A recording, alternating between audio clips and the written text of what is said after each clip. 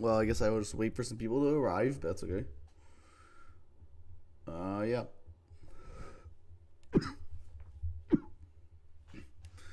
Oh, I probably should not be looking at that on stream. Sure, whatever. I will just wait for a few minutes, I guess.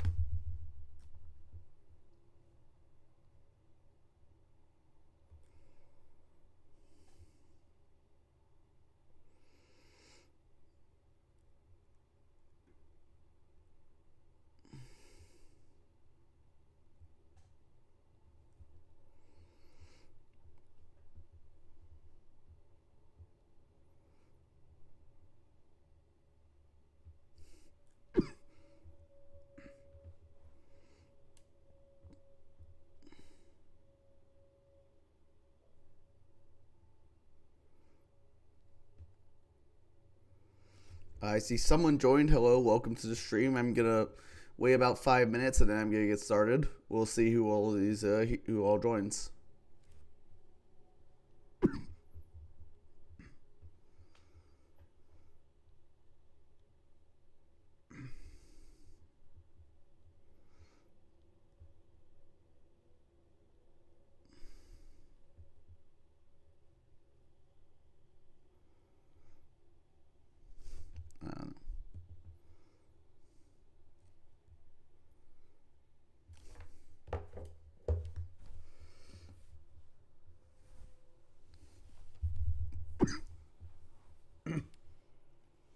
Uh, welcome, Mardo.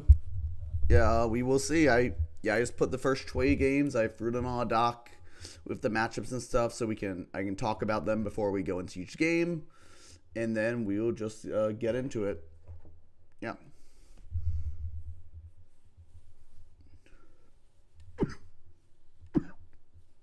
Excuse the coughing, everyone. I have asthma. It is what it is. We might have some of our staff join in the call later if they're available. We will see, but for now, it's just going to be me on the mic here. Also, I don't know why I keep opening Discord. I'm just really doing it on my phone. Anyway. Yeah.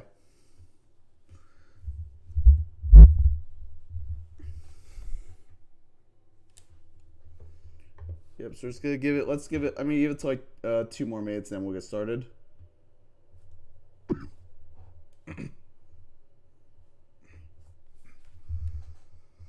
And yeah, as you said, Mara, Wyatt did play in the opening game, so we will start with that.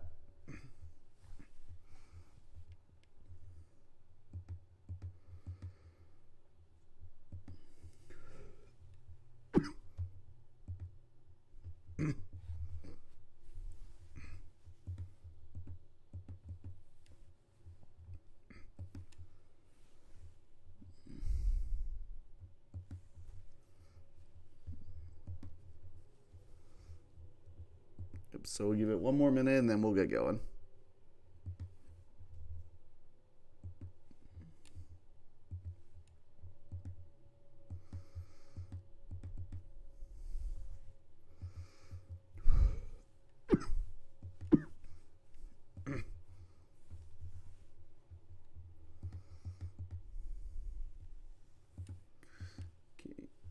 Hey, Dose of the Hillon, welcome. This is I think I remember you from the power rankings I did yesterday for Wi-Fi League. This will be for my large Generation 4 tournament, and we'll be going over the first 20 games that have been played so far.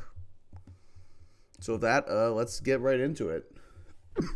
So our opening match of the tournament was between Lux and Wyatt 1. Looking at the matchup here to start, I will say Kingdra looks very strong. Yes, there is a Suicune. And LL Normington, welcome. Yes, there's a Suicune and Metagross, but Kingdra is still very strong in this game. Not much really wants to switch into Specs hits. We do see Infernape is also a big threat, but Suicune, Donphan are decent checks to it overall. Metagross has a fantastic matchup here. Oh my god, like if it gets a bit of agility, this thing's really hard to stop here. It outspeeds Scarf and Infernape, so there's not much they can really do about that. It can also just run like a band set boom. There's not great steel switch-ins. And the boom resists both die anyway because they're very frail. Yeah. So not too much to say here. Shaman is here. Shaman looks really strong in this matchup as well. C4 Earth Power and like just chipping down the Gengar over time is really strong. It's super important in this matchup as a Suicune response because obviously Suicune is very scary, and if it does start setting up, it can just wall this team. Electro looks okay. Ground type, Donphan is amazing, but that speed control could be very nice. That's the main stuff. We see good hazards on both sides. We see rockers. We see spinners. All the basic stuff. I'm thinking for leads, I definitely could see Infernape lead on Wyatt's side. It's relatively safe. You get off a huge chain or something, or you can U-turn out, reposition. Or if you really want, you can get a Brox depending on what the lead is. On Lux's side, it's a bit harder. I can see Drapion because Toxic Spikes are very strong in this matchup. Could also see maybe a Suicune lead, which sounds crazy, but realistically, Wyatt's never leading Shaman here, so I can see a Suicune lead.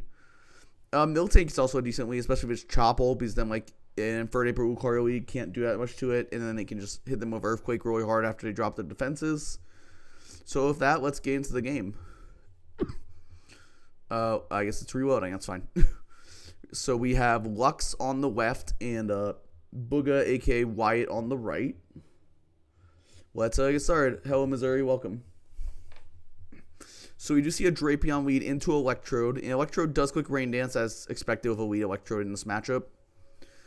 Out comes the Gengar on the boom. Very, very good play by Lux. It's pretty obvious boom there, so you get that.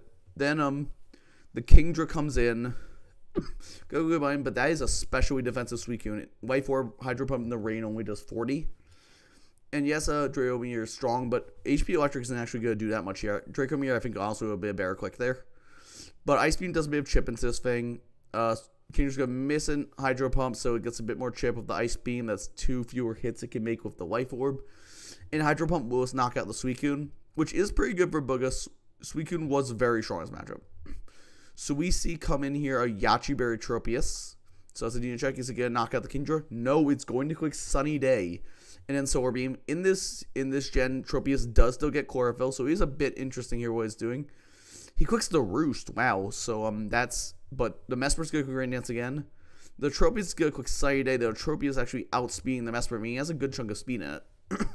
It's Solar Beams and stuff, so a big crit there. Means it 2-hit kills the Mesmer instead of 3-hit killing, but that's fine. They're going to be trading some weather here. But Sight, there's more. No, that's the MVP. Never mind. There's trading weather over and over. Very funny sequence here. Tropius is get Air Slash as it does force Mesprit to use a Rain Dance, meaning that now the Tropius has more PP of Sunny Day than the Mesprit have a Rain Dance, meaning that Tropius can guarantee get up the Sunny Day again. Very, very heads up play from Lux. So we do see Lucario clicking Swords Dance. Is get Extreme Speed and knock out the Tropius. The side is really funny in this matchup. Then we see Gengar come in, but it is a bullet punch on the Lucario. That crit, I'm not sure if it mattered, but if it did, that's unfortunate. We do see Metagross come in, and it does reveal to be Scarf with the Earthquake. Very nice prep. I actually like that a lot here. So he is going to Earthpower, but he isn't Scarf. It's actually Explosion, just Oko's the Shaman. That crit might not have mattered. Do a pause this for a second here. I don't know why Lucario was slower than Metagross. That's really weird in this matchup. I don't understand. Like, you cannot afford to be slower than Metagross when your priority moves don't hit. You have to just close combat it there. But because also that also makes it appear Scarf, and the Scarf bluff was not even a bluff. It's more just it appears Scarf because Lucario isn't running enough speed, and that forced in Shaman, and it was able to get a free boom on it, easily knocking it out and opening up the end game. So in come Kabutops and Drapion. Drapion is pretty fast, clicks Earthquake, and Kabutops gets so much a ton of damage, reveals Life Orb. Is the Kabutops Aqua Jet? It is not. Meaning that Drapion is just going to clean up this end game. We're not going to see what the 6th Mon is. Yep.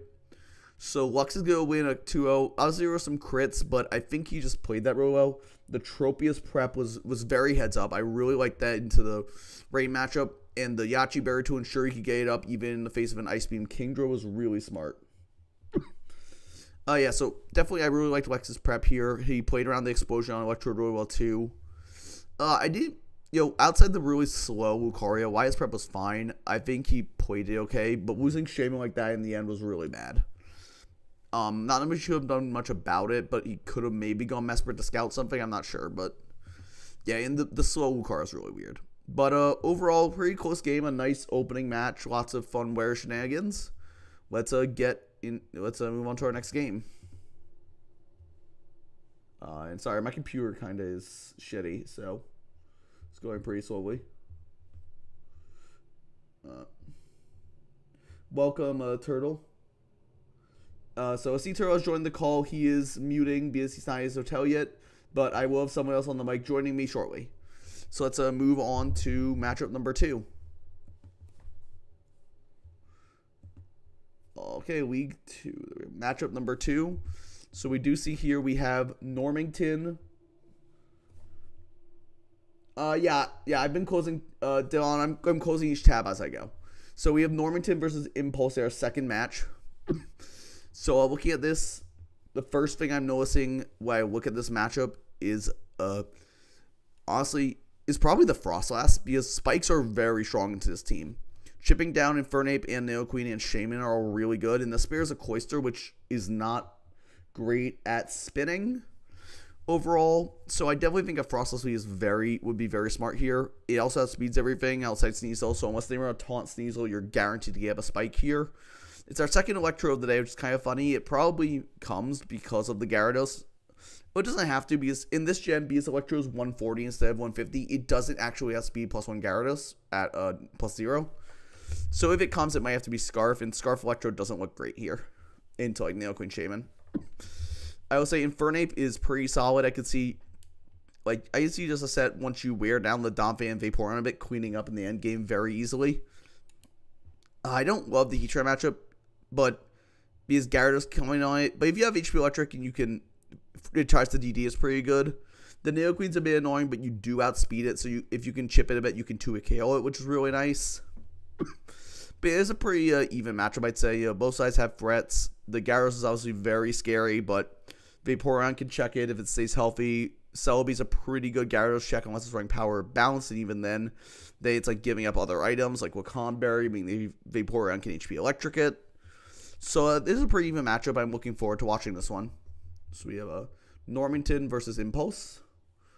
Okay, let's let my computer load. It's not just this. Like, my computer just is shit. Sorry. Anyway, let's start the game. So we see a Frostlass leading to Bronzong. As I predicted, turn 1 spike. It's very free here. So Bronzong goes Gyro Ball. I don't know if I agree with just chipping the Bronzong there. You could have spiked again. But now he gets up rocks and he can knock you out. I don't know. I feel like you should have just gotten up the free spikes there, because it's so hard for them to remove it. And the difference between 2 spikes and 3 spikes is pretty big compared to 1 spike and 2 spike. Anyway, Close Combat's going to not do that much to Bronzong. That might have even been banded, and Gyro Ball's just going to knock it out. Heatran will come in and click Flamethrower, so that's good. But Gyarados can come in here, which is, a problem. And goes to Vaporeon, as Gyarados does click the Dragon Dance. Pretty expected here. Gyarados is going to quick Return, which is really smart. I like that as a prep that hits, like, both Celebi and Vaporeon pretty well. Return again is going to do, and is going to crit. Oh god, that's gigantic. Wow. The return crit knocking out Vaporeon is that's unfortunate. And I think Gyarados might just sweep here, because Celebi doesn't knock it out, and it just clicks return to not risk the miss from Ice Fang. In comes Drapion. Drapion might live a hit depending on its bulk. Yeah, it lives a hit. Drapion's got Revenge of Crunch. I don't think that crit mattered, but Normington is so far behind, I don't really see an out. Yeah, Shaman can just come in quick Earth Power. The Shucka, it does live, but Poison Jab's not going to do that much. Shaman's super bulky, especially in this duration. Yeah, Shaman's going to knock it out, and then it will outspeed the Heatran unless it's like Scarf Heatran, which I guess it could be, but I don't think Scarf Heatran can clean up the game from here anyway. It does really be Scarf. It clicks Fire Blast. It doesn't matter. Like, surely Impulse has stuff in the back. We can look back at the matchup. Like, in the back, Impulse has stuff like Infernape, which obviously comes in revenge. The Fire Blast miss did not matter. Like, it will change differential, but in this tournament, differential literally means nothing. It's just win 2 games, you move on. Lose 2 games, you don't. And so it really did not matter. So that's a bit of an unfortunate game with the return crit. Obviously, that changes a lot. That really opened up Gyarados to just go ham here. I do think those maybe played a little poorly with the Frostless at the start. I don't really get going into Hitmonlee there. You're sacking your Hitmonlee for nothing. I guess, like, you wanted to scout for Heat-Proof Earthquake before going into your Heatran, but I don't know. I feel like I guess it depends. But it does get Boom. Bronze Hog, but I feel like you could have gone Vape if Vape had like Protect or something on the side, which I feel like you would want Protect in this matchup. Like Wish Protect, Surf, HP Electric, and then you have decent Shaman checks in like Drapion and Celebi anyway. But that's a huge win for Impulse. So that's our second game. Let's go on to the next one. Let's go on to the next one. So matchup number 3. Let's go down to, here it is. So matchup number 3, we do in fact have one of my stat members, Daisy, versus Brooks Y. So let's break this down a bit. The first thing I'm noticing is here is that the Kingdra looks insane here. Gastrodon does not have a water immunity in this generation. I mean, this Kingdra just clicks buttons, and there's very little Daisy can do about it. He can maybe bring like Spidef Vileplume to help, but it's not great. Gastrodon does have Storm Drain, for the record, but Storm Drain does not actually make you immune to water moves until Generation 5. We also see Alakazam looks very strong here. I mean, there is a Scissor, but like if you catch with an HP Fire, it pretty much drops. It's not Mega. You can't really take the hit like you can later gens. And even if it's Akaberry, you only have to catch it once, and next time it dies. I'd say the range is just very worrying into Daisy and Gyarados. Water resists are not great. On a Daisy side, Flygon is very strong here offensively. Fire Punch, Earthquake, like Stone Edge hits this team really hard. I could see a Scarf Set being very effective here. Or honestly, I could see Banded because like not much really punishes you unless they get the play exactly right, which is pretty tough. Uxie seems nice here. It's a very nice defensive piece. Obviously, Scizor is annoying for it, but like you can pack fire coverage. You probably take a U-turn if it's not banned in King up with like a Citrus Berry or something. So it's not the worst matchup. I will say Daisy Scissor and Brooks Scissor, neither of them look that good offensively here into Zapdos, Arcanine respectively, but they're both very, very pivotal in this game as defensive pieces and just pivots to get in the bigger threats. So this should be a pretty interesting matchup. I'd say it's pretty even. I'd say leaning towards Brooks with the rain being so strong here. So let's get into the game. Let's get into the game. So we have Daisy on the left and Brooks Y on the right. And we're just going to leave a Fake Out. Fair enough. I mean, that's like the one thing Persian does. And Taunt. So that does negate the Uxie from setting up rocks. And it gets a Brain Dance. That's pretty good. And Vileplume comes in, obviously expecting like some sort of war, but to prevent war move. But Persian just Uxie U-turn and Nidoqueen comes out, which is pretty good. So Vileplume gets off a Leech Seed. And in comes the Uxie, very safe switch into Nidoqueen. Nidoqueen can't do that much to it without the Sheer Force boost in later gens. And Uxie is going to click rocks here. Just get them up. But getting Zapdos in front of the rocks is very good play. I like that a lot from Brooks. So Uxie is going to power Zapdos with Thunder Wave. Very nice. It can be... it can be... It can be... we're going to pause for 1 second. Sorry, folks. I'm actually going to real quickly go into my Discord and share in this call so that he can see, so that Turtle can see what I'm doing. Hopefully, Turk, can you see it now? It's loading up here. Hotel Wi-Fi is real bad. Yeah, of course. But now I'm gonna pull it back up and we'll get back into it. So we see the Zapdos firing off the Thunder. And getting the power on Vileplume is a 30% chance, so clicking it twice does give you good odds to get it. And a crit U-turn does a bit extra chip to that Vileplume, which is obviously nice. And we have another Leech Seed here. So Vileplume is going to reveal the Protect to get some more chip on Nidoqueen. That's nice. Get a bit more healing back. Nidoqueen uses a Flamethrower, though, so he's going to force out the Vileplume probably. In comes the Uxie, double into Persian. I like that play a lot. And Persian just gets Taunt so that Uxie can't do anything other than really U-turn. It's also racking up chip on the Uxie because it has to like keep coming in rocks, which is nice. So in comes Scissor on the Persian. Persian can't really touch it. And Scissor's going to U-turn on the Kingdra. I don't think it's banded based on damage. It might be offensive, but it really depends on the Kingdra spread as well. And Kingdra is just going to Draco the Vileplume, get off like Queen 57. And unfortunately, Vileplume's going to get fully paralyzed there, which does obviously make this really hard for Daisy. The Ice Beam's going to come off into Scissor, get a bit of chip. And then he's going to switch out into... Brooks going to switch out into the Scissor there. So that's a very good play, man. Double into Vileplume, I don't love that, but I guess it's fair. Bullet Punch knocks out... I don't know why he didn't U-turn there. I feel like a U-turn, even if it was into Scissor, would have been fine, wouldn't it? Oh, yeah, I do agree. I think U-turn was probably a slightly better play there. Yeah, so we... That was weird. Whatever. Yeah. Okay, then we see the... Scissor come in there again. On the recover from Starmie, so that's a good offensive play. Insert. And we get the Luxray in. We got Crunch off in this gen that is resisted by Steel, so it's going to do literally nothing to the Scissor. Then we are just going to Fire Fang, and it's going to do... But we do get the burn, which is 12% in this gen, so it more than negates the lefties, which is really nice. And in comes Starmie. It's pretty fat, so it'll take virtually nothing from that, especially after the burn.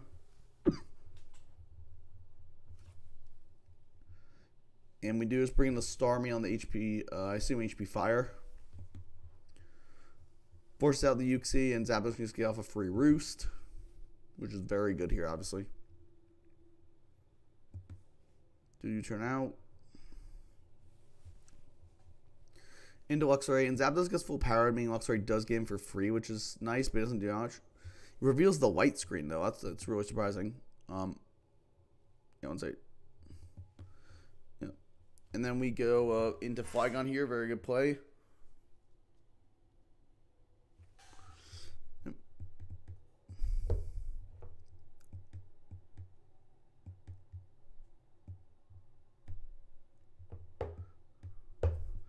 Sorry, I'm trying to fix some settings here. I'll be right back, but you can keep watching the game as it's going.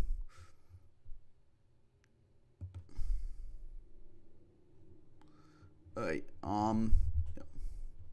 So in comes Zapdos. Luxray will be able to get the white screen back up, or quick Crunch for some chip.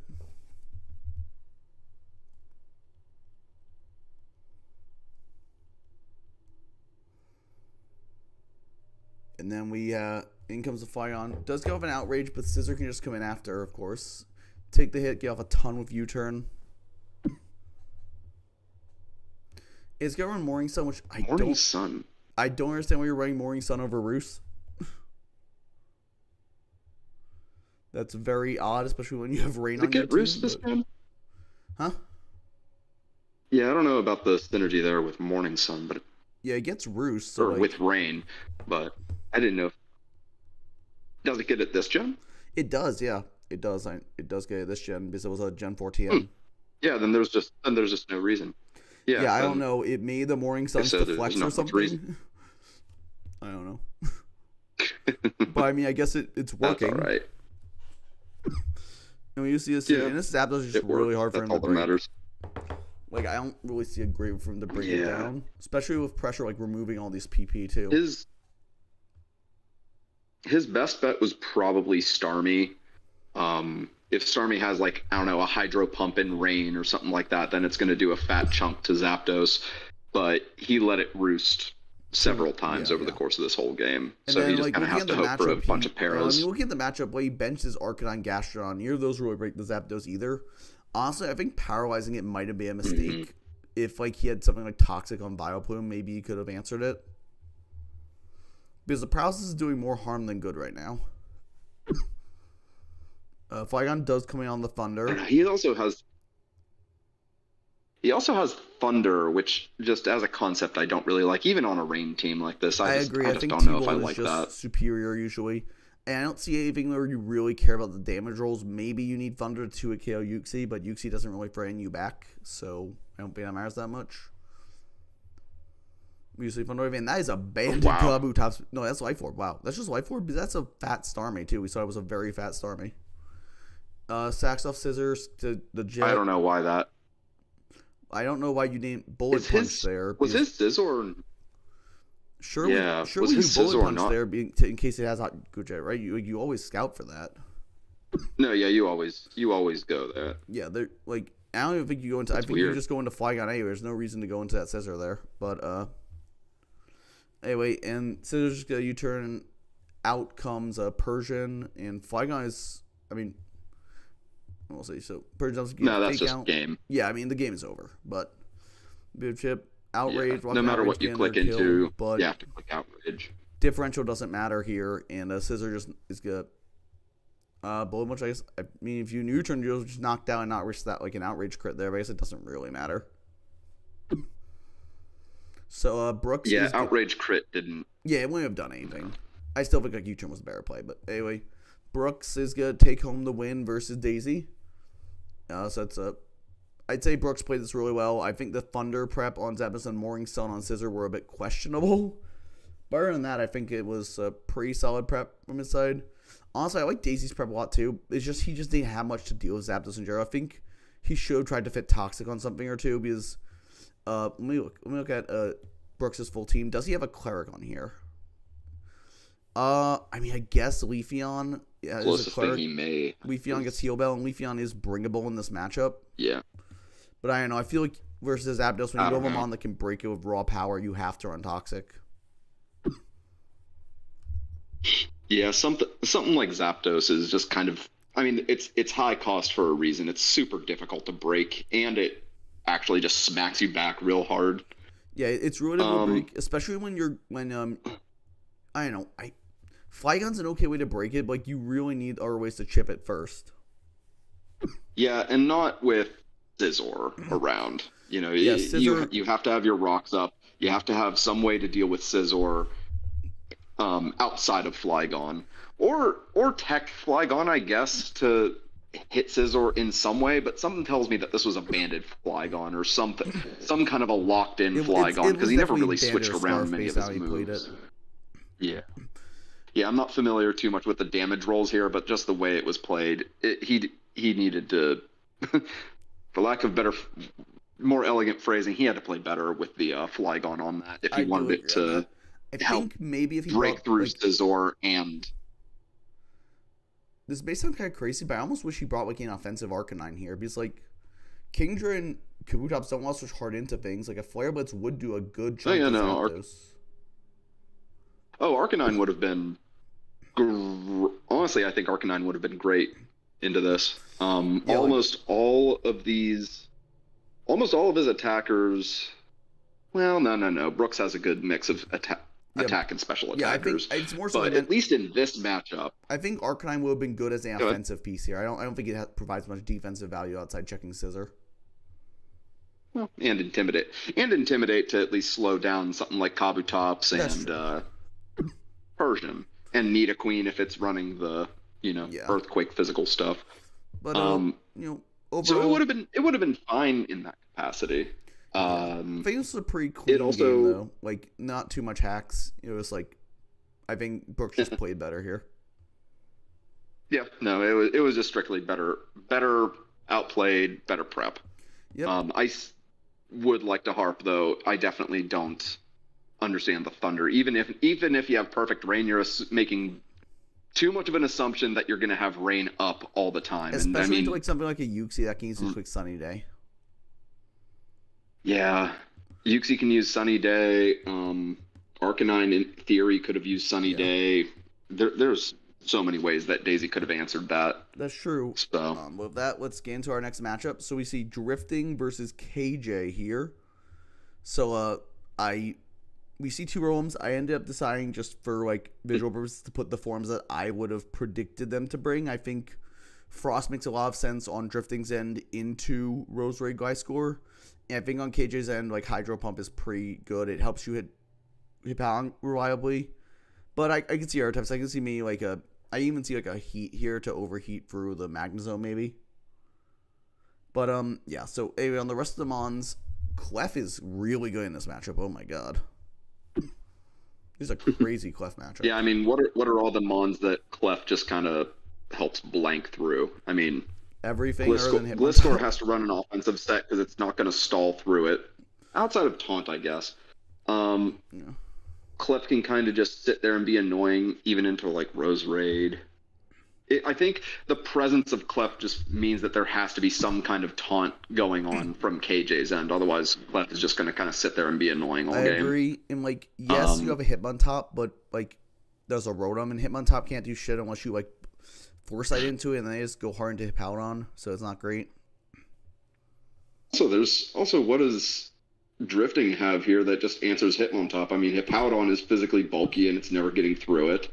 The Rotom appliance, no matter which one it is Ghost, so there's a perfect Ghost little switch in there, and you can run a Dark type move, I guess, with Hitmontop, but it's not really going to do as much. All it gets is Sucker, which and then like, isn't reliable threatened. because you just burn you. Oh yeah, Sucker Punch. Yeah, Sucker Punch isn't good. Isn't good for this. Yeah, I think there's just really Drifting's favor here. Like, I guess Magnezone can even maybe make some progress, but even then, it doesn't look great here. Yeah, Magnezone has to probably rely on very fat Volt switches out. Well, it doesn't get Volt, but like then there's Gliscor. Like Thunderbolt HP Ice stuff is pretty good here. Thunderbolt HP Ice is probably HP Ice is going to be mandatory for Gliscor. I mean, come on. Yeah, like I don't see Drifting having much offensive pieces here, but I don't think it matters. His defensive core is so hard for KJ to deal with. Please remind me, is Arena Trap banned? No, it is legal. In this tournament. It is legal. It is legal? Great. So that means Diglett is actually half of a threat. I mean, it's still bad. Don't get me wrong. I mean, I guess like Bandit Earthquake, if you get Clef down to like 40, maybe you can trap it. Yeah, I mean, trapping in general is just pretty damn nuts. And I see at least 2 very prime targets to take Bandit Earthquakes off of like what Diglett's 60 base attack. It's but something. Stab It's Bandit not very Earthquake's strong, always but like good. it's enough for Magnezone at least. Oh, for sure. And I mean, whenever you have something like KJ's team where you have like Toxic Spikes, Stealth Rock, Access, I mean, you'll be able to whittle them down enough for Diglett to come in and start doing things, clicking buttons and doing things.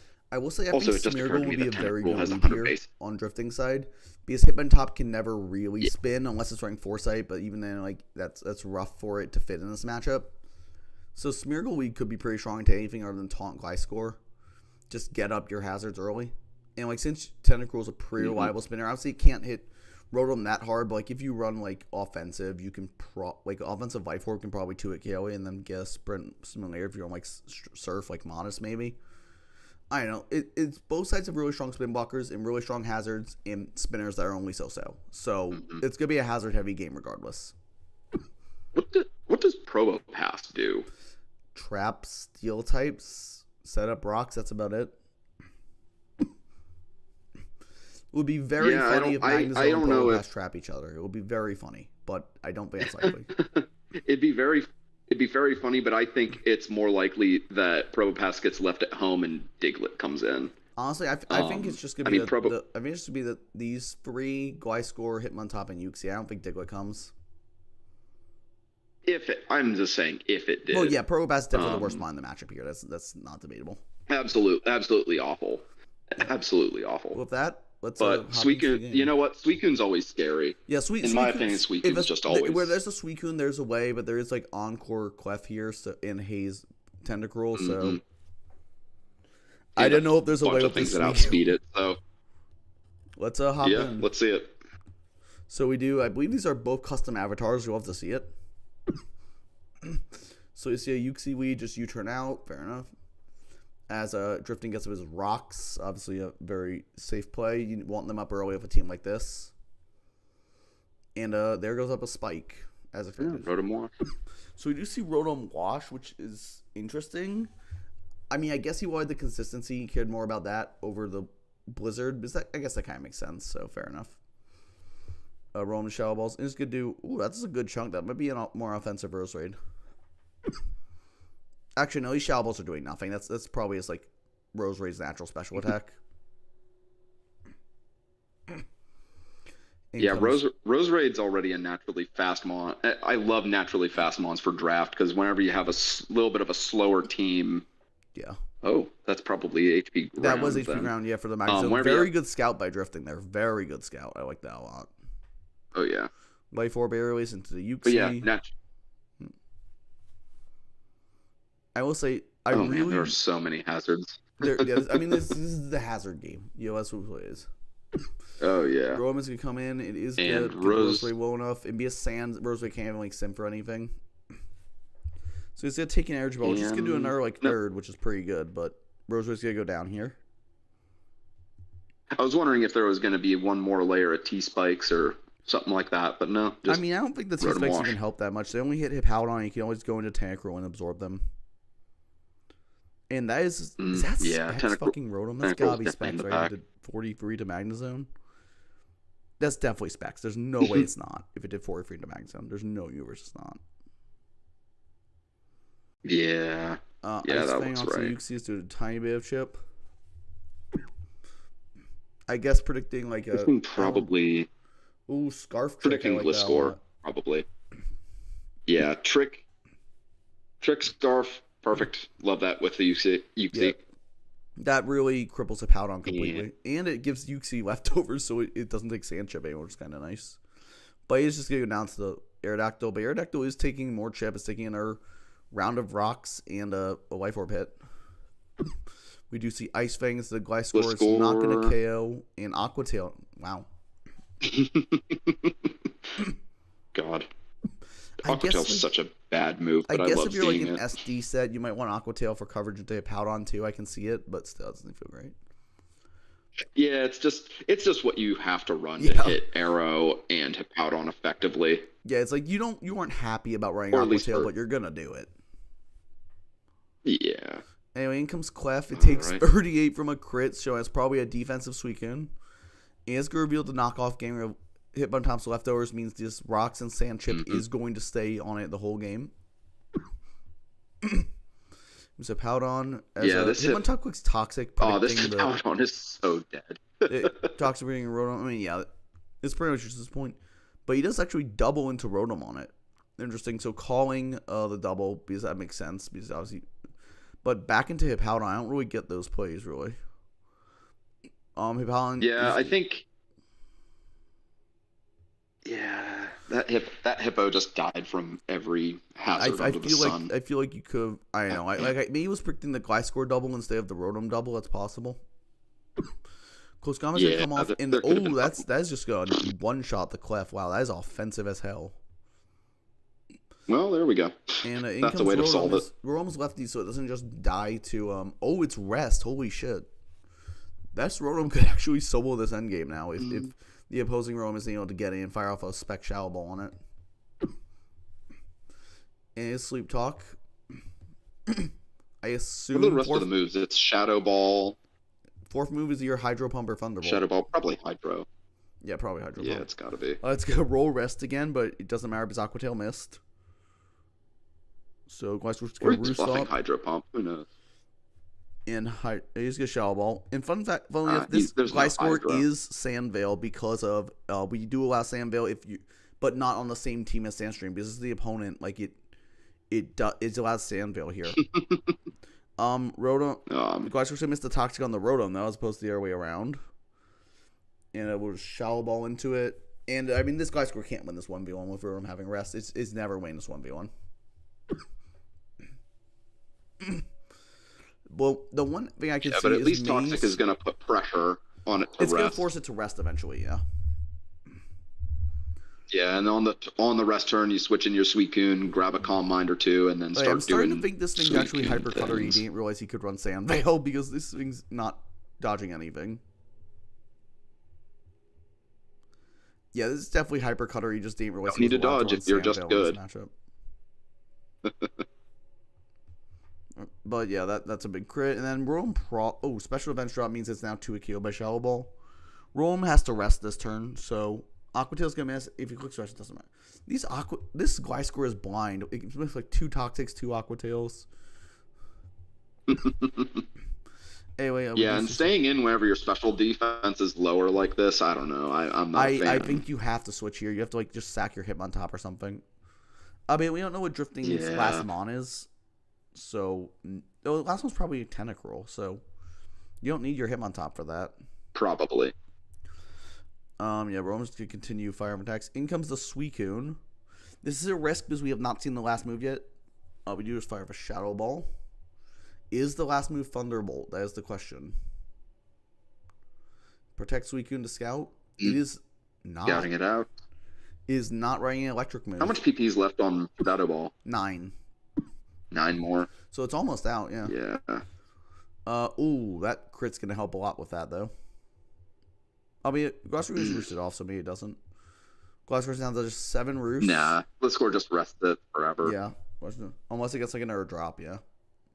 So what is this Rotom's last move then if it hasn't ever clicked it? I have no idea. Just gonna roost again. It finally reveals there the it Hydro is. Pump. Wow. It is Hydro Pump. I'm not sure why you didn't click that a long time ago, but fair enough. Maybe just afraid of, doing that. I guess, but I don't think it really matters because you're healthy enough you can just roost. Even in Aqua Tail, arrest. Well, he almost took the Gliscor. Yeah. Yeah, he almost took the Gliscor out there. I think he was trying to wait until it was in range before trying to nail it. That's probably true. It almost worked. The Gliscor was on 3%.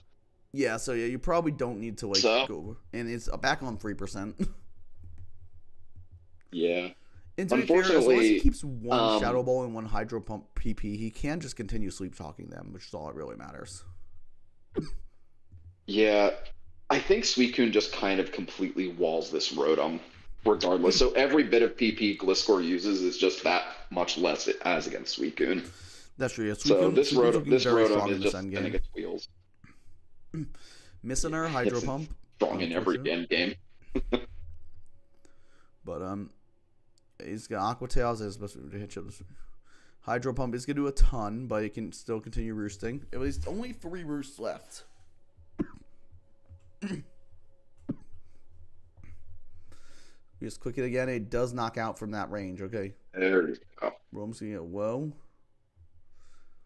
Yeah, as I assume the opposing Specs Rotom's coming out. Just clicks Hydro Pump here. Creating of just Shadow Balled. One second. I'm going to look at the matchup. Why did he Hydro Pump? What are their potential mons in the back? Smeargle, Murkrow, and Tentacruel. I guess if you really think Smeargle or Murkrow are coming in, you would want... But Shadow Ball still does so much, and Smeargle does jack shit. I definitely think you need the Shadow Ball there so that when the Tentacruel comes in. Yeah, I don't know why he clicked into that. I don't get Hydro Pump. You're right. Because you're right. What is Smeargle doing in it? Nothing. And there's a Swords job Dance from the Tentacruel and another one. So and Surf's going to bounce off is the Tentacruel. So we have a +4 attack Tentacruel sitting on the field. And that's just going to win the game. Poison knocks it out. Even then, I don't think Sucker from... Well, first off, you always have to go into Hitmontop first to try and Sucker it. But anyway, it doesn't really you Hitmontop, you try and Sucker into Sand Range. That's your only out. But now it stays in. It doesn't have Sucker anyway. Yeah, oh, man. I mean... Jesus Christ. I love seeing SD Tentacruel. I love that set, so that's pretty cool. Is there a way he could have brought that back? I mean, if he just walked into Shadow Ball, actually, the way to bring it back was just walking into Shadow Ball was definitely the way to do that. Albeit, I understand that Tentacruel is... I mean, I wouldn't have expected SD Tentacruel either, but still, Hydro Pump just makes no sense. You use Shadow Ball, even if it's a defensive Tentacruel, you're still doing more damage to it. Yeah, and it probably limits it to just a one-time Swords Dance instead of letting it get up 2 and then absolutely stomp over everything else. Albeit, as I mentioned, I don't think KJ, and I never would have predicted SD Tentacruel. I do like his matchup, and Suicune's really smart, but I would never have predicted that in this situation. Yeah. So I definitely think pretty good prep from drifting here. Good job drifting. Yeah, it's a very... He played to his end game. He saw his end game and he played to it and he executed his plan. Very, very well done. Very well done. Okay. Let's get into our next matchup here. A matchup League 5. League 5. Cool. So it'll take some notes. So oh god. Here we have my game. Right. I forgot my game's gonna be on stream. So I guess analyzing the matchup. Oh, this is unique. This is really bad for me. This matchup is really bad. I mean, look at my Azelf answers. They don't exist. Look at my Kingdra answers. They don't really exist. Look at his meta answers. There's a Scissor and a Rotom.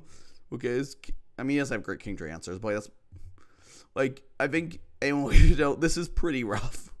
And this is my best matchup in my pool, by the way, so that's fun. Yeah, I don't have much to say about the matchup. It's like, obviously I prepped it and I played it. But yeah. Do you have any thoughts on this one? So yeah, I'm just trying to look at what's going on here. I mean, you've got Persian. Like, I know you say you have nothing for Azelf, but you do have at least Persian and Jolteon, which can speed or outspeed it. True. So you have some way maybe to give some kind of speed control. So long as you get rid of Dawn, with Jolteon, I mean, so long as you can get rid of the Dawn fan, but that's easier said than done. Yeah. I'm pretty sure even if you'd have to predict with HP Ice or Grass or whatever just to hit Dawn fan respectably. And you're definitely not OHKOing it.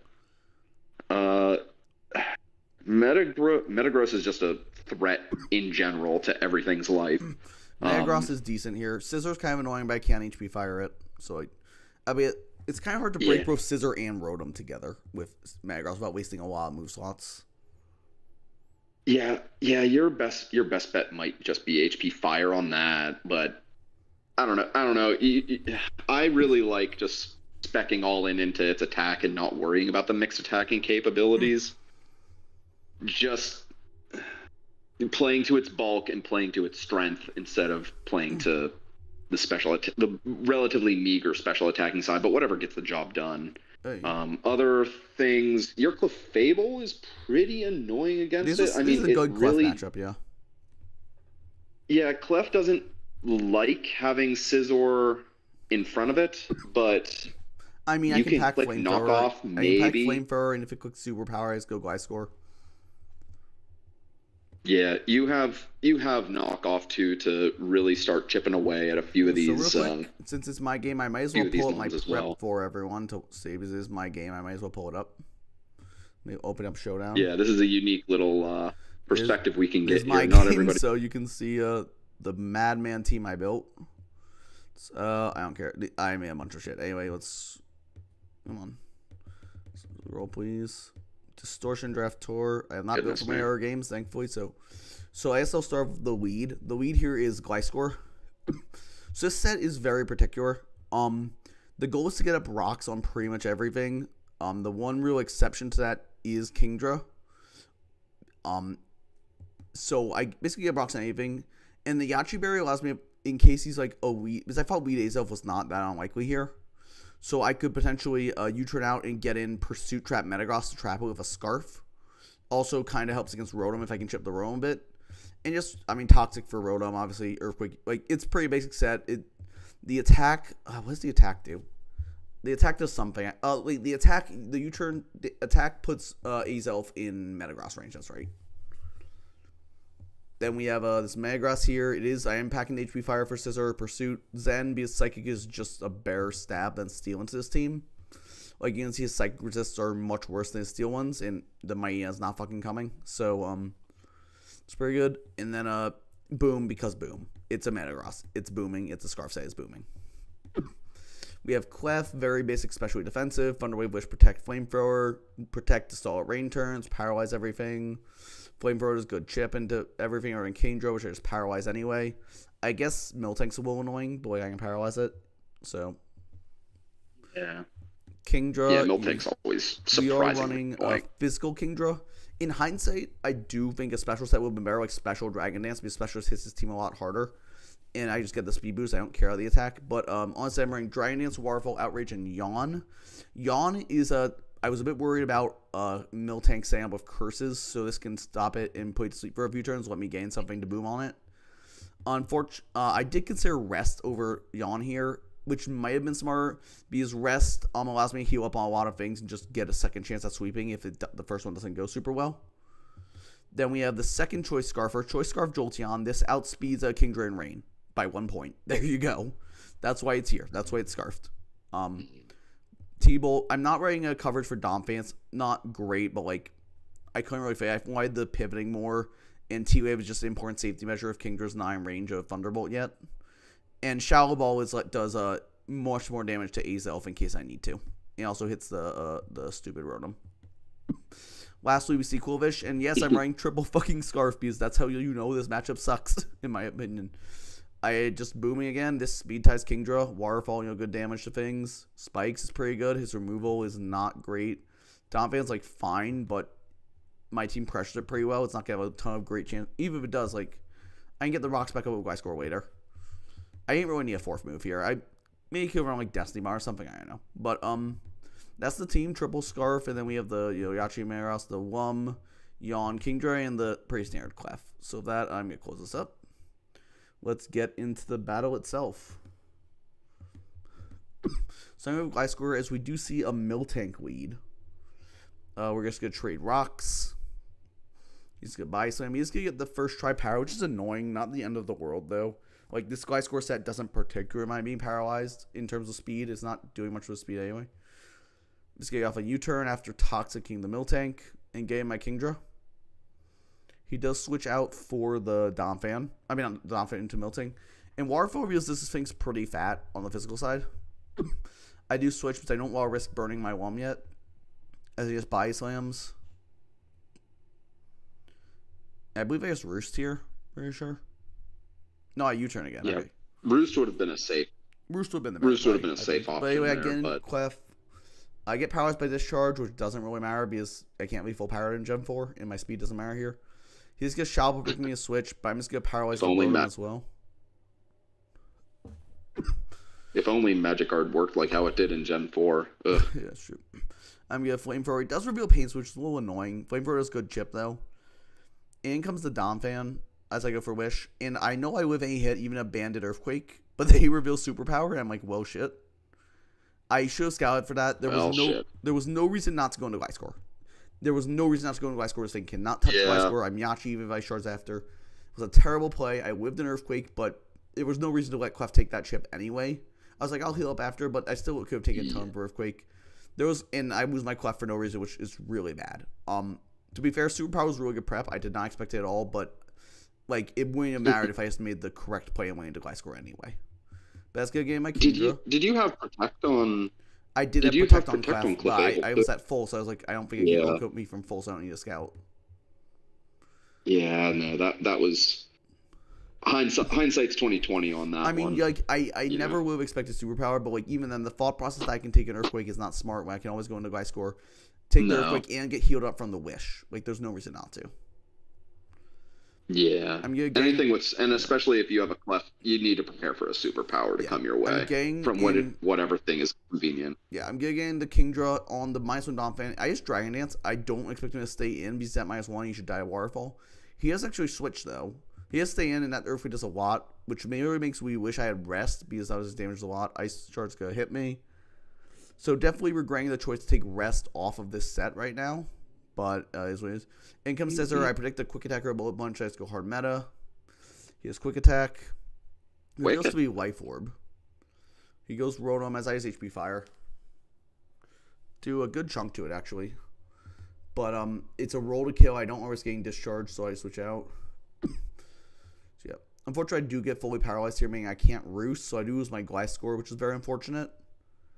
So that definitely is not great, but that's power for you. I walk into Shallow Ball, he's Cassib, but I do knock it out anyway. And in comes the Azelf. I'm going to Shallow Ball again, and him bringing Azelf made me realize he's Scarf, so I'm bringing my own Shallow. This burn is really rough because it limits my time so I can come in. I do go out to Quillfish so I can take a hit, but I make a really dumb play here because I'm scared of Kingdra coming in. I just Thunder Wave instead of clicking Waterfall. I need to just kill this Azelf because now I'm losing my Jolteon for nothing. I played this game very poorly. Because I should have just Waterfall there, or even just sacked, honestly, even in Salvador, I should have sacked the Quillfish and brought in Jolteon after.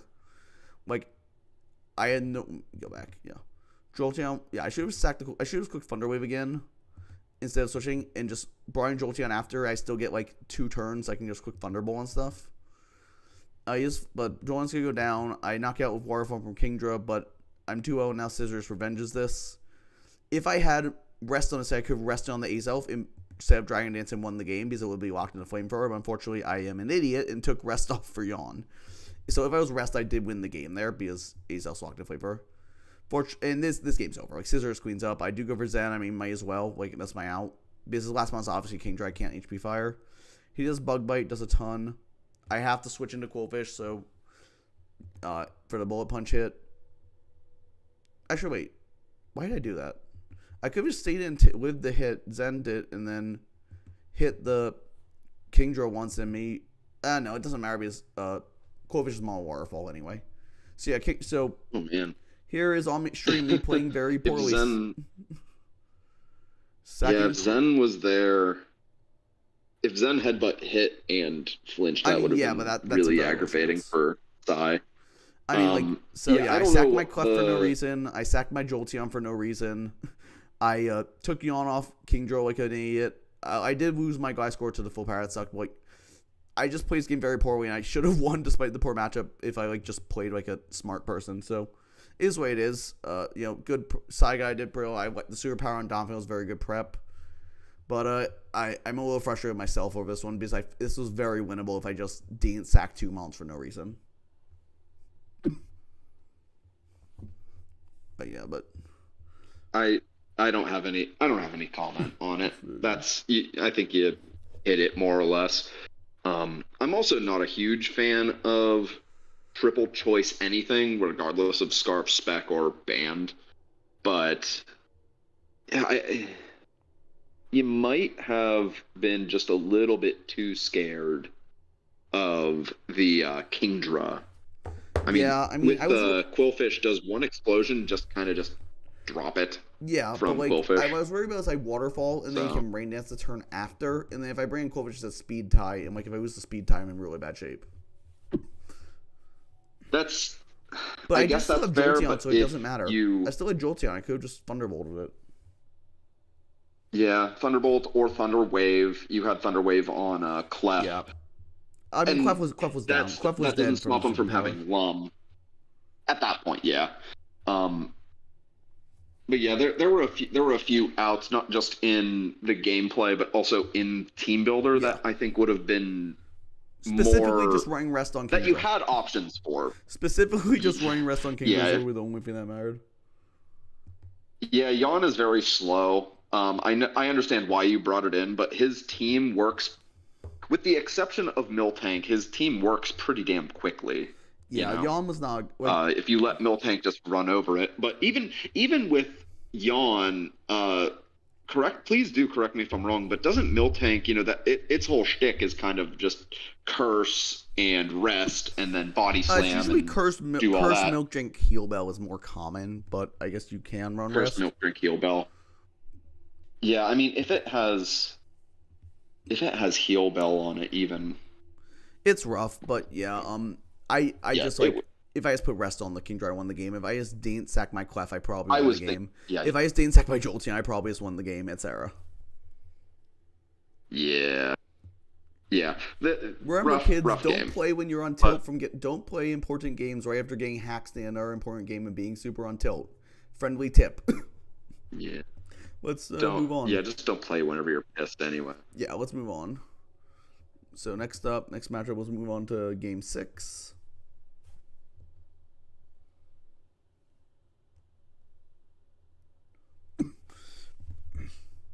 Hey, let's go matchup. My computer is not enjoying this today. It's okay. I am streaming on a laptop, which is probably partially why. Let's go into 6. So we see Zinc, the owners of ZTL, one of the largest ADV leagues. And we also see Violet Ninja is just a pretty solid player. He's done well on Smogon and a lot of tours and stuff for drafts. So pretty high profile match here. First thing I see is Raikou is pretty strong here. Like HP Ice Nukes Gliscor, and if you can just chip the Tyranitar, you're really good. I don't think you run Aura Spear here, but you want to outspeed Gengar.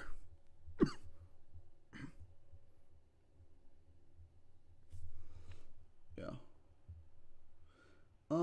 Let's see what's going on.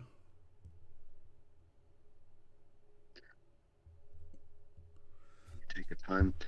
I'll do it that way. Hey, yeah. Gengar, but there's a Tyranitar on Zinc's side, and Tyranitar is just immediately much more threatening. Yeah. Zinc's Gengar looks really strong because here, there's a Gengar there.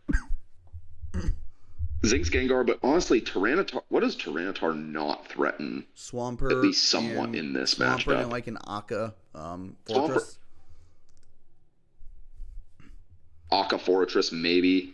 And Swampert. But Tyranitar Pursuit Traps Gengar. It can run Ice Beam. It can run Earthquake. It can run Fire Blast if it wants to. Can you even run HP Grass? I love Tyranitar so goddamn much. Yeah, I mean, I just love Tyranitar, and it outspeeds Swampert. How perfect is that? Yeah, I think this is definitely that said, a good I think matchup. Gengar's gonna be the special attacker here. I think Zinc is just in a really strong position here. If he can contain that Raikou, I don't think there's much Volt Ninja can do. Dragonite never really breaks Bronzong.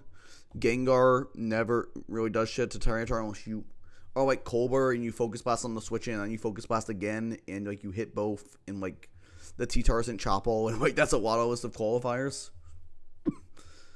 Also, I mean, even against. Go ahead. Oh, also Zinx. I didn't even notice this. Alakazam's crazy too. Holy shit. Yeah. So the thing with Raikou is that if you, at least, speaking from experience in ADV, it just moves super quick and sets up a bunch of really powerful Calm Minds and starts sweeping through. But Alakazam does that just a little bit better in this case, where if you switch it in on a Calm Mind, you can get a Calm Mind up, and then its Thunderbolt and you even have Recover. Basically back to tickling you. And you can even recover on it. Yeah, and then hit Recover and hit whatever is on his team with a very powerful Psychic, for which he has no immunities, or hell, his only resistance is Fortress, which does not take that's Psychic not a resistance. At +1, like, at all. Yeah, that's... So it's definitely, I'd say, pretty in Zinc's favor here.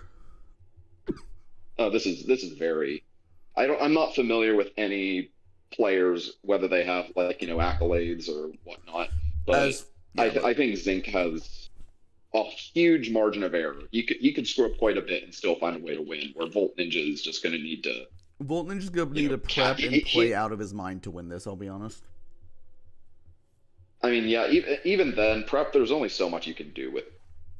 Yeah. There's only so much you can do as far as prep is concerned. I mean, you've got Abomasnow to stop the sand and start pressing Hail, or start the Hail up, I guess, but that's still damaging your team. That doesn't do Dragonite much. is... I mean, Dragonite, to be completely honest, is still very spooky. I mean, yeah, I've underestimated Dragonite before in other games, and it just always finds a way to live on the slightest little bit of health and hit you back for way harder hits than you think it should be able to dish out. Dragonite's always but Zinc also has... Bronzong. But I mean, the answers that Zinc has here, there's just too many to cover it. Like Bronzong can wall out those physical sets. Gliscor special can too. Sets. Yeah, special sets aren't really that appealing on Dragon. I mean, they're not appealing on Dragonite anyways. But yeah, T-Tar is going to blank all of that, and yeah. So this is rough. Let's get into the game, and we actually see Zinc with his custom avatar with his T-Tars. That's pretty fitting. So we'll see. The Abomasnow does in fact lead. Scale up the Hail immediately. I don't really agree with that. I kind of prefer keeping it in the back so you can get rid of Sand later. But he does lead, hits a Bronzong for a bit of chip. In comes the Pert as we get up rocks. I'm sorry I'm lagging, everyone. My computer sucks, as I keep saying. Anyway, in comes Roserade as we get up our own rocks. And Gengar comes in as a Toxic Spike. That's a sensible switch in, and that's a great Toxic Spike. It's a very strong Toxic Spike in this scenario. T-Tar comes in, gets up and the T-Tar comes in. Gengar Willows, that's an unfortunate miss. That's a really unfortunate miss. He's going to quick again. Is T-Tar Lum? He is not. It is not It's Lum. Colbur Gengar, so let's go with the Crunch. Oh, it can probably live... No, it can't live Pursuit after... If it got the same damage roll, Pursuit would knock it out. Oh, Flamethrower calling the switch in. And it's proccing the Akaberry immediately. Pursuit wouldn't. Yeah, Pursuit would have knocked it out. The burn doesn't matter. The burn doesn't matter here. No. The sand knocked it into the Pursuit range. That's what I was trying to say. Anyway, Pert, and he does bring up a good point. Yeah, Abomasnow, he is the only monster. That is an offensive Pert. That EQ just takes out the Rosemary from 76. Income Smoking. Miss Toxic is definitely unfortunate here. We do see a Citrus on the Pert over lefties. Interesting. I guess that kind of makes sense when you have a Abomasnow. Then we see Abomasnow come in, take rocks, get poisoned. We're seeing why this thing sucks. Psychic's going to do 45 to Abomasnow because, again, Abomasnow's bad. I can't emphasize this enough. People don't draft Abomasnow. Blizzard. How much is Abomasnow worth in draft? I think we moved it down to 12. Might have been higher. It might be 10 now. I still only drafted for that price. It's still overpriced, which is nuts to think about. Yeah, I mean, it's just so bad in draft. It's so exploitable. Anyway, Gengar comes in. Xiaobo does not knock out the special defensive Slowking. And so he'll take it down. Raikou comes in. So it's kind of a last ditch. You have to bring in your Raikou. You have to get poisoned. He has to start Calm Minding. And Slowking's just going to get chipped. That's not bad damage, honestly. It might be a more offensively invested Slowking. Yeah. And the hail is kind of hurting you're him. right, though. His own hail plus the poison is doing 18% per turn. So now he only gets one more turn. I mean, it's true with the hail, but Sand would have done the same thing. True. His Raikou was screwed either way. T-Bow is going to kill the... Yeah, his Raikou. And it's Life Orb. This Raikou is just taking all the passive damage. Yeah, Raikou 100% needed to be leftovers. If you have hail on the team, or if your opponent is going to be sand. With Raikou, you can't not run leftovers versus sand. Exactly. Dragon's good. Dragon Dance. Nice. I mean, it's good Fire D-Knight's Punch, but also it's, not. It's Akko with Levitate. That makes a lot of sense, this matchup. HP Ice is going to be Yachi. I kind of wish he had just Boom there if he had it. I think Boom would have been the better play. But, yeah, Boom was a better play. We see here okay, there's a Scarf Gengar then if he's bringing here because he's immune to E-Speed. Yeah. Crit does not matter. In comes Pert, and that's definitely in Scarf Shadow Ball range. If it's not, it's going to die of poison. Yeah, it's in range. Perfect. So, pretty clean win. Great use of Gengar there. Yeah, very clean win from Zinc there. Didn't even reveal that much. You didn't have to. I mean, it was a very tough matchup for Ninja. I don't know what I would have done here. I think most of the sets seemed fine. Willow Colbert, the Willow Mist was unfortunate. The Yachi D-Knight makes sense, but I mean, the Life Orb Raikou is really bad. Life Orb Raikou is just not good here. Yeah, I don't. Yeah, with Raikou, you really need to have leftovers, or honestly, a lot of setup sweepers in DPP and in ADV as well. Need to run leftovers, unless you're just something like, I don't know, Banded Metacham that just is too powerful for it to matter. Exactly. And but, this Raikou especially, it doesn't need the Life Orb and frail, rather. It surely doesn't need the Life Orb to KO Gliscor with HP Ice and Slowking a Thunderbolt. Well, yeah, and the biggest problem with Life Orb, of course, is you're taking the 1/16 from Sand, and then the 110. That's essentially a sixth of your health every turn. The Life Orb, and if you're trying to Calm Mind, and you're using a turn of setup, you're really just going to get one, maybe two attacks in, and you may knock out one or two Pokemon. Exactly. I mean, especially for a super powerful offensive piece like Raikou, or how Raikou can be. I think it was a little bit of a short-sighted move to have. I agree. I think Raikou was the one saving grace in this matchup. Honestly, he kind of threw it away. Yeah. Citrus on Swampert was still. I mean, you said it was fine, but honestly, I don't know. I don't know about Citrus Swampert personally. Maybe it's fine enough. I think it only makes sense because of the hail. I think if it wasn't hail, you should always be lefties. Yeah, but even then, the hail. I mean, it's the not leftovers nullifying the hail damage. It would have been fine. Yeah, that's true. But Abomasnow is just awful. It's so Abomasnow kind of gimps. it kind of does gimp your own team, and Yeah. sure, it stops Tyranitar from keeping Sandstorm all over the place, but But you also don't switch into T-Tar. I think yeah, you can't switch into T-Tar safely, and I mean it revealed Flamethrower already, so. Yep. And you have two Mons. I just realized too, you have two Mons that are 4 times weak to fire. And that's just rough. Yep. Well, let's move on to the next one, I guess. Yep. Oh well. Yep. Very Queen Wing by Zinc in a very dominating matchup, to be fair. Right, let's move on to number 7.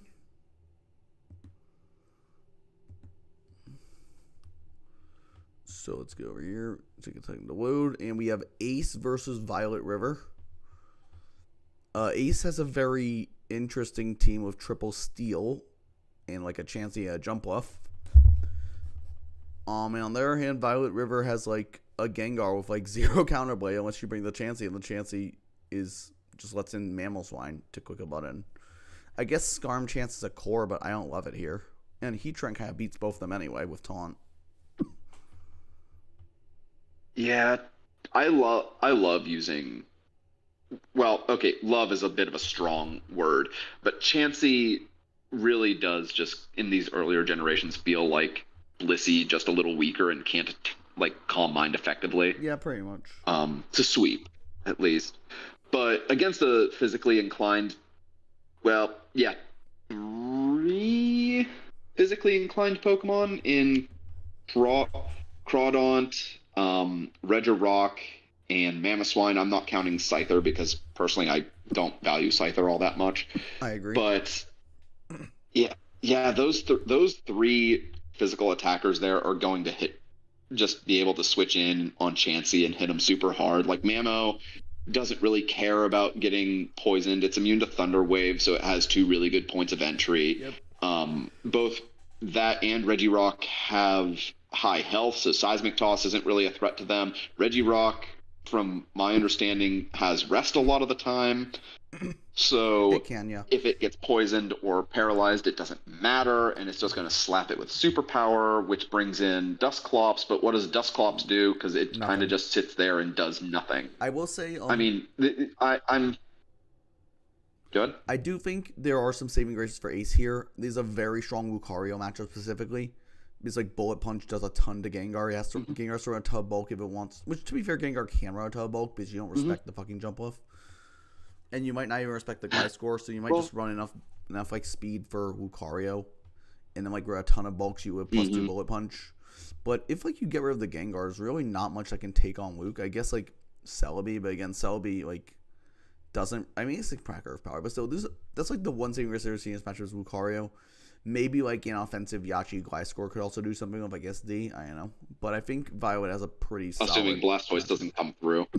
Well, yeah, but... Blastoise can just come through and ruin its day. Of course, yeah. I definitely think this matchup is in Violet's favor a bit. I don't think it's like unwinnable for Ace, but I definitely think Violet has the advantage here. I really like Kingdra, actually, in this matchup. Like, yeah, it gets kind of stuffed by Celebi there, but... And Blastoise, I suppose. I mean, if you aren't running a choice item, you can just Signal Beam the Celebi. Yeah, you could. You have to live or take 1 hit, but I mean that's assuming Kingdra, you want in range, especially after like 1 DD. Yeah, or if you get a DD, pick up a DD like that. Just carrying Signal Beam for coverage, maybe. I feel like Special's better in this matchup anyway, into like Regirock. Oh yeah, for sure. But using Surf, you're 1-hit KOing at least 3 of these. What? 1, 2, 8. 3 of these 8 Pokemon here. Skarmory is also very, very nice, actually, into those physical attackers. All the physical attackers. Obviously, just because it's fucking Skarmory. Yeah. Steel also resists Ghost this gen, so Gengar isn't completely able to just come in and spam Shadow Ball, but it's not going to like taking any of those. Yeah. This Gengar does just look that scary. Lucario needs to get a Swords Dance somehow, and then start smacking a few with or clean up with bullet punch Honestly, or I would just something. run trick specs with the Gengar. Like trick specs, if you're worried about chance, you can trick it. If not, you just click shallow ball. Yeah, and I mean and you mentioned that with Chansey, but like again, what does Chansey really do after it comes in? You can freely switch over to Mammo because it's like, okay, Or you're can even gonna go free resist my Celebi special because you have attacks. natural Well, cure. You can go free Celebi because you have natural cure and yeah. like Leech Seed on it. Yeah, with a baton pass no less, right? Yeah. So it also you can just U-turn, baton though, pivot yeah. out into. Yeah, well, Let's I would use baton pass for that. That's fair. Let's personally. Well, I don't know. I like U-turn because there's no helmets to punish in this gen. That is true, yeah. And I guess there is a little bit of damage. All right, well, let's get into the game. We have Ace on the left and Violet River on the opposite side. We see a Fortress lead into Mailswine, trading rocks. Rock and Hard a Gengar spin to block block. the spin. Fair enough. I don't know if I agree with that play because Gyro Ball was very possible there. But in comes the Skarmory, so it's probably specially defensive.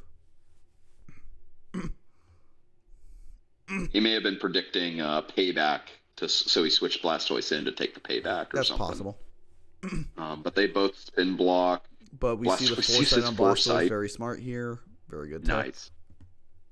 That's great. I love that. Just to get the always spin funny off. when it comes up. So it's going to take a wild chip from Nightshade and the burn nullifying its leftovers, but I don't think that really matters that much. And in comes the Crawdon. I didn't really think the Crawdon would come in this matchup, but I don't hate it here. And hard train on the Draco. Yep. And double out the Celebi on the water move probably. Yep. Rain Dance, but it can't like not. And Leaf Storm. Okay, that's a special. That's a Spidef Skarm that did nothing. Holy shit. But Leech Seed. Yeah, Violet just really pressing the advantage on here. I mean, this just feels really one-sided to me right now. And it gets 6-6, but Violet is just in such a commanding position. Oh yeah, absolutely. And Blastoise can just freely rest against Skarmory right now too. Yeah, and then comes the Kingdra, which goes Surf, get some chip on it. We know it's Life Orb, so every bit helps. Yeah. It's just a Surf predicting the Tran to come in. So, and Blastoise just gonna roar it out and take more when our rocks it. Yeah, he's not planning on keeping this Blastoise around. He's trying to get his value right now. Which makes sense. I think he needs the Blastoise long term. Especially because Violet can pressure everything else to prevent hazards.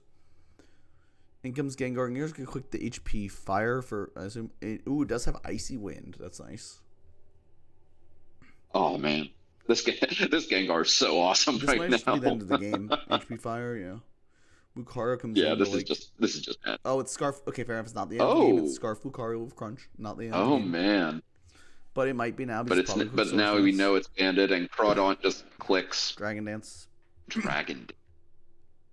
Oh man. I mean, Lucario still outspeeds, but 44. Oh, that's rough. That's an unfortunate miss on the Wisp. It's a very unfortunate Willis miss. Is it Lum? He got it, but was it Lum? Yeah. Yep, so it's that Lum. first one here would have. I mean, I still think Violet was in a very strong position, but that is probably getting the game. Scarf. Lucario, that was it. Was still. Oh, I guess he's just sacking Mammo. I guess that's fair. You don't need Mammo on that point. Sack Mammo, and then switch in Celebi. Skarm comes in, but like you just fire, yep. And so that definitely this is what's awful now because Lucario just long term. Tran comes in on the crunch because Lucario has to crunch here, and then Kingdra comes in, but it's so Kingdra switches in. Dragon free Dragon Pulse. Lucario comes in and it has to choose whether it locks into crunch or. I mean, close combat's always correct because if you crit the Celebi, you have a chance. Yes. Oh no, it's objectively the correct play there. Yeah, but it doesn't. Nerve Power's not going out. So, pretty commanding victory from Violet. A little lucky with the Willow dodge, but I don't think that mattered that much in the long term. Like, yes, it meant Dusclops took a lot of extra damage, but it meant. Does Crawdon get Aqua Jet this generation? I'm like 99% sure it does. Okay, yeah. So I was concerned there with him letting. Or I'm assuming Violet maybe. I'm not sure. If Violet did get crit on the Celebi, their Aqua Jet just coming in and using Aqua Jet probably would have killed the Lucario at that range. With that low of defense. I mean, its defense was halved there, and Crawdon. Yeah, exactly. Yeah. So it probably would have been fine unless it was burned. So yeah, not getting burned there definitely stings. Yeah, it definitely affected the game. Where and I decided the game, I'm unsure. Yeah. I am looking now. But either way, very so if I see future games of her, I'll keep that in mind. Yeah, apologies, Violet. Yeah, my apologies. Very well played, regardless. But anyway, yeah, great win by her. Great win by her, really pressing the advantage of this matchup and like just the foresight Blastoise to ensure hazards kept off so she could keep up the pressure. Very well done. Mm-hmm. Not much else to say on that. Was a pretty simple one. Let's go on to number 8 of the day. Week number 8. We'll see here. We see Charlie versus. So we see Saigai, my opponent, again, and we see Charlie here. So it's another game from my pool. The first thing I notice is Starmie goes ballistic. Like, this is an insane Starmie matchup. Zapdos is also very strong here. I love Starmie. I haven't used Starmie in DP. I never get it because I always like. It always either goes or like round 1 for me if I'm like way on Leo or like I want something. I don't know. I need to try. I'm too addicted to Azelf to draft it. I'll be honest, but yeah. But Starmie's crazy. I never used Starmie personally. I feel like it's underwhelming, and then you see a matchup like this and where like, Starmie just has all the coverage it needs, and it's like, oh yeah, right. Stab's HP Fire just kind of ruins this team. Zapdos is always also really difficult for a Saigai to deal with outside like me, Nasty Pot Azelf. Yeah, I mean, yes. And Registeel's a really good check to Kingdra as well. It's a really good Kingdra check. And Zapdos kind of sits on Scizor pretty well. Registeel's a pretty good Azelf check. Albeit Registeel probably can't check both Azelf and Kingdra in the same game. I will say like Steel can also. Go ahead. No, sorry. You go ahead. Yeah, Steel can also block Scizor, at least from like, running amok with Bullet Punch and exactly. U-turn. You just have to watch out for superpower. But I mean, if you have a Psychic type and Starmie. Sorry? If you have superpower, you can pivot to Zapdos. You can pivot Zapdos, Starmie, or even Missy, and that scouts out that superpower. Mischievous is okay here. I don't think I would bring it over like Woodycola. I think Woodycola is probably better, but oh yeah, for sure. You take advantage of the rain, Kingdra's rain a little bit. Yeah, so I think it's definitely in. I don't think Ludicolo can 1v1 it. This is definitely in Charlie's favor, I think. I think. No, Donphan gets answered pretty quickly. Yeah. I mean, Miltank's the only like really annoying one here. I guess Rotom too. Like a Scarf Rotom will be pretty good in this matchup. Rotom. If you switch the Scarf around, I suppose. But I don't know. I maybe I'm just undervaluing Rotom. Let's see let's see if he brings it. Let's hop into the game then. So we have Charlie on the left, Saigai on the right. We see Azelf lead into Arrow. So he's gonna switch. Taunt's pretty obvious. It's probably not gonna pursue on turn 1. So yeah. Dominic comes in, clicks Ice Shard. I guess it's not rank Sludge or anything. Does a tiny bit of chip to, but what that is what? That's like Spadef Azelf. What am I looking at? No, don't. Oh my god, no. And it's in range of another one. No. Why did he Calm Mind there? He just attacked. Your Spadef, you take. Oh my god. That was really that Calm Mind hurts my soul. And he does steal my set after I say it was very good, which fair enough. I did mention after game day, I think I brought this one. Another Citrus Berry, interesting. And Kingdra's and Boom just to. In comes Arrow and Scizor, so surprised the Arrow stayed in and reveals to be Scarf Scizor. Arrow probably stayed in because why we Sash and just wanted to get rocks up, which is fair enough. In comes the Rotom, as Starmie clicks Reflect. Interesting. Let's go Shallow Ball, and yeah, it's definitely offensive. Shallow Ball again. And Nidoqueen can fire off its own Shallow Ball back, doing a ton of damage. Yeah, but now Nidoqueen just drops. Nidoqueen does go down. That's another mon Starmie comes in. Definitely undervalue there. If Starmie comes in, I guess that means he doesn't take this Scarf. Oh. Well, that's the end of the game. That was like the one check to Starmie left. Yeah, that is. Well, there's a sucker punch from Toxicroak. It's Colbur. I don't really get the Colbur. I don't really get my. Well, it was Colbur, but it works out. And Starmie's just gonna sweep here, yeah. That, I'm not gonna lie, that crit just saying. I mean, I think Tro is still in a very strong position, but I mean, that still is like really unfortunate. Yeah, Saigai saying that he lost the speed tie there, but not being max speed. I mean, you need to be max speed, man. If you're trying to calm mind sweep and there's a Starmie there, you can't risk it being faster than you. You have to you go, if you want to be bulky for a Starmie, I don't like max speed, max HP. Then that's fine. But it's pretty clear he was very sped-up on himself there. Yeah, you'd rather just be faster. I mean, Starmie hadn't be faster, get the calm mind up. Hurt, but he could have just killed it earlier with the Azelf. So I don't know. I think it sweeping is kind of his own fault there. Is what it is. Starmie just proving why having every coverage move under the sun just really helps you out. I mean, and honestly, he only clicked its stabs. Honestly, it's not even. No, it's not even. It just uses stab moves there. What am I talking about? Yeah, that's all it did. What is this? This Pokemon is just so fun. Starmie's crazy. I mean, it's worth 16 for a very good reason. Yeah. Hey, we are almost at the halfway point. We are on week 9. This is taking a lot longer than I thought, but it's fine. I mean, I don't have anything to do anyway. So, on to week 9, we have Malekith versus Gaiman. So, I believe Malekith is a very regarded Smogon DPP player, I believe, if I remember correctly. And Gaiman is a very good draft player. I've seen him in some team tours and stuff. He's performed at a high level. So, it's definitely a pretty big name game here. First thing I see is a good game. Yeah, first thing I see is D-Knight goes bonkers here. D-Knight is cracked in this matchup.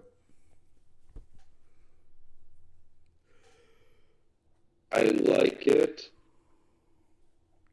Yeah, D-Knight's very strong. Azelf is also pretty good here. Psychic Fire, Electric hits pretty well. Donphan also kind of.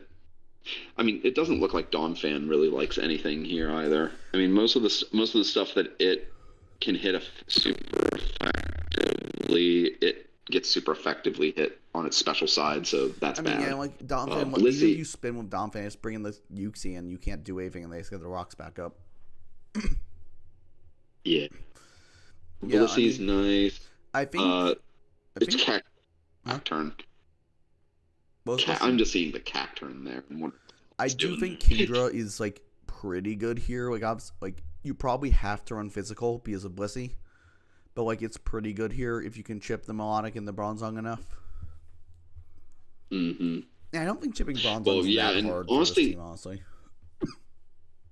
Yeah, but having Blissey and Bronzong on the same team really kind of makes Kingdra. It's answered by one of the two. It makes its life really hard. I think it's still possible to win with it. I think that's the only way he's really going to win, but it would be difficult. Mm-hmm. Evine is actually pretty solid here. Because I guess there's a Donphan once you chip that in HP Ice it, and you can cross chop the Blissey. Theoretically, it seems okay here. Whether or not it will do anything, I don't know, but it seems pretty solid. I also I like Scizor in this matchup as well. It really threatens Blissey. You're going to get a big U-turn against something like Milo. Yeah, U-turn is super free here. Just go banded U-turn in this matchup easily. Yeah, you're going to end up hitting a lot for at least strong neutral. Actually, almost everything for strong neutral damage. And the only thing that can really switch in. You don't really want switching your D-Knight. Yeah, you're having D-Knight take a banded U-turn for no reason. Exactly, yeah. So Scizor helps. That's really the main thing and you for him. Yeah, one thing I do see with Maliketh's team, though, just as a generality, is that it also seems like, I mean, correct me if I'm wrong, it seems like it's just super duper slow. Oh, it is. Azelf's I only mean, mon above like 82. It's yeah, yeah. I mean, Azelf's, it's not just over 82. It's the only thing that's fast on his team. yeah, like So, he has like good bulk, but I don't love this draft. I think it very well could come back to bite him, but because Gaiman's team, the speed isn't like that crazy either. Like not much can abuse that fact because like even like Kingdra is like 85, it still has to run a ton of speed for like a D Knight. It's two yeah, very make sure slow D teams, Knight doesn't honestly. run It's him two off. very, And, very slow teams. um, except for the outlier there, which is Sceptile. Which does But, outspeed and himself, but honestly, Uxie's, well, it's Sceptile and Uxie and honestly even Electivire all are like fast enough that yeah. they can run not max speed and get a lot out of their bulk as well. Yeah. So Not that Sceptile really speed has tiers bulk definitely to help begin Gaiman a with, bit. but Well, I mean, the yeah, and bulk I mean, concept out could matter for E speed. To be fair, it could definitely matter for E speed. you know what? I think I might actually like Sceptile in this. It's not I bad. might like Sceptile in this matchup too. It's not good, but it could be much worse. I mean, you're outspeeding everything, including Azelf, unless there's like a Scarfer or something, and you're hitting Milotic for super effective damage. You can use like you can use a Leaf Blade to hit Blissey, and Energy Ball to hit Dawnfan, HP Ice to hit Dragonite. Yeah, I think something like an ADV mixed attacking Sceptile could do something, not win, but do something. Yeah, we'll see. Um, It's definitely I think the match is slightly in and the Malcolm's rest of his favor, but if Gaming can press his speed advantage, he might be able to pull it off. maybe I think it's a little closer together.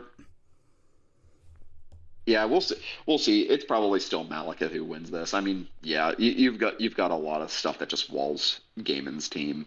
We'll Yep. see. Let's gains of Let's the see. game then. Oh my god, this is I also saw this is an amazing custom avatar. This is the character I use Oh on yeah, the my avatar goes hard. Showdown avatar. And then this with the Flare Mane, oh my god, I am in love with this. This is maybe my favorite custom avatar I've ever seen. This goes so hard. Anyway, that did 48. Oh shit, Encore. Also that's what Cacturn does. Yeah, it Nice. spikes and Encore stuff and gets like sucker. That's about all it does. That's cool. But I mean, it got two spikes and forced Pullman to walk into Hydro and let D Knight set up. Oh no, oh guide sub. And then That could be the end of the that's game. game. Yeah, it's probably game. Yeah, no, that's just I don't know game. why I quit. Sorry, I didn't mean to quick sit, but maybe it doesn't matter. Like, No. Yeah, I mean, you could fast forward through the rest of I it. mean, it's I'm fine. pretty sure We'll let D-Knight the just bullet point, but if actively it has gets it. Earthquake or if we didn't kill, but D Knight's just have E speed. Or, nah, it Oh, just yeah. doesn't care. Well, yeah, it just doesn't matter. And it has leftovers, so it's just going to be getting constant HP back. Yeah, Gaiman's just cooked. Yeah, there we go. Man. Yeah, and you click U-turn, but it doesn't even break some. Yep, there it is. That sucks. That really sucks for Gaiman. But hey, got straight to the point. D-Knight just cleans. Can't let it have more than even one Dragon Dance because it just kills everything at that point. Good God. Yeah. Sorry, yeah. So, yeah, D Knight just wins that in game. Yeah. One second, sorry, I'm responding to something real quick. Oh, you're fine. Alright, so let's pull up next matchup.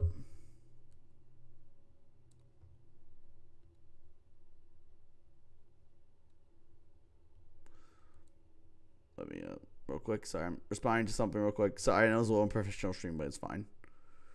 Hey, Oh, it's fine. I mean, I don't think anyone's watching this expecting professional how many people are Pokemon watching? We streaming have or anything 7 like people that. watching. That's fine. Let's go to next one. So we have matchup number 10.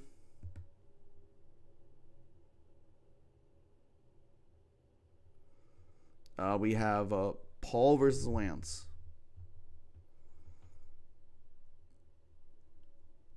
All right. So Raikou pops out immediately as something that is super duper threatening, especially since you're speed tying with Azel. So it's just the fastest uncontested thing there, bar Azel. Dragonite, there are several mons that can stop it from setting up that I'm looking at, whether it's like, I don't know, Roar, Nidoqueen, um, Bronzong just being bulky as hell.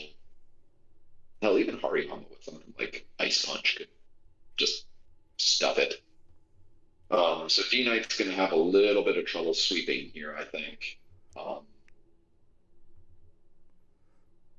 I do agree on that. Yeah. Still, Azelf looks pretty threatening, though, all things considered. I mean, Mesprit and Slowking are going to be a pain for it, but it has access to Fire Blast for something like Bronzong, very powerful and strong Psychic, or Explosion for literally anything else.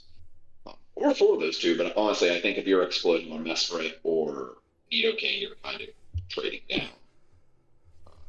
Yeah. Yeah, sorry. I like. Yep. Back to this. You're fine. You're fine. What was that? I do like Tentacruel. Do I? Actually, no. I don't like Tentacruel here. No, I take that back. I didn't like it as much as I thought I did. It's not the worst thing here, but it's not great. Yeah. I don't like Spiritomb either. I really don't like Spiritomb. I am the opposite. I love Spiritomb this gen. I think it's really solid for roll compression. Yeah. I think it's good for the pursuit trapping. It's got pursuit trapping for it. I mean, there's no spinner on Lance's side, so it probably doesn't have to come unless he expects like an offensive Mesprit, which, to be fair, offensive Mesprit does look pretty good if Spiritomb is benched. Yeah. I mean, just getting any kind of pursuit chip down, too. That's just a really good utility. And then Porygon Z.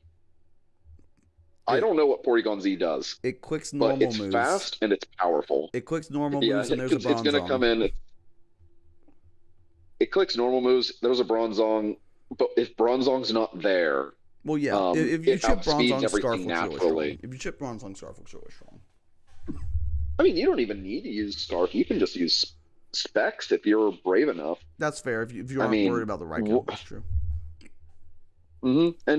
And even with Specs, you can't just swing Bronzong out there and just take everything. I mean, you're probably taking 20% from a lot of that, and that's 20% is not a lot, but it's good chip. It's good chip, and then assuming you're not clicking something like Hyper Beam off of that off rip. I mean, yeah, no, Porygon Z is kind of scary actually. Yeah. You just have to answer 2 Pokemon, and then you can start clicking big buttons. Yeah, I am gonna say, I am gonna take a break from stream after this. We did 10 games. I'll probably come back for the 10 in a few hours, just so letting everyone in chat know. But let's get into this final game then for this stream, this part of the stream. We have Paul on the left, Lance on the right. Let's get into it. So we just see a PZ lead into Muck. Oh, it's running Psychic, okay.